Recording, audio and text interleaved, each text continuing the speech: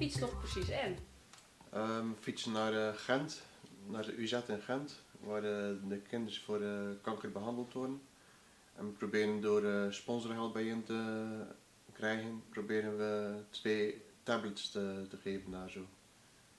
En hoe kwam u op het idee om deze fietstocht te organiseren?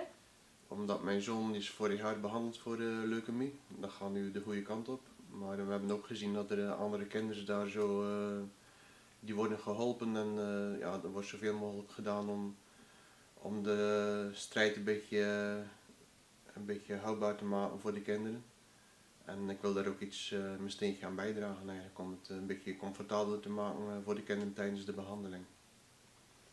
Wie kan er meedoen aan de fietstocht? Nou, iedereen die dat wilt.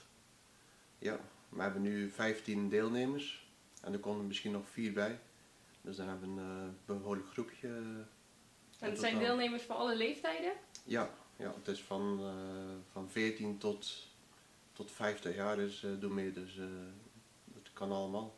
En u doet zelf ook mee? Ja, zeker. En mijn dochter doet mee en mijn buurman. En zo doet iedereen een beetje mee, kennissen en vrienden. En zo meldt iedereen zich een beetje aan, dus dat loopt goed. Hoe gaat het met de sponsoring? De sponsoring gaat goed. We hebben nu de eerste tablet hadden we al binnen door een onbekende mevrouw die aan de deur stond met een servetje. En er zat een kleinigheid in en ik deed het later open toen de mevrouw weg was en bleek er €200 in te zitten. Dus de eerste tablet was eigenlijk al binnen door dat sponsorgeld en door inschrijfgeld. En dan gisteren kwam Jodi, zorgboerderij Jodi kwam aan de deur om te zeggen dat zij de tweede tablet gaan sponsoren. Dus die zijn eigenlijk al binnen. Het geld doordat er nog meer binnenkomt, dan gaan we spelletjes verkopen voor de kinders. Dus dat komt allemaal goed. Nu vrijdag, de 29e maart, begint Henk Verstraeten zijn fietstocht.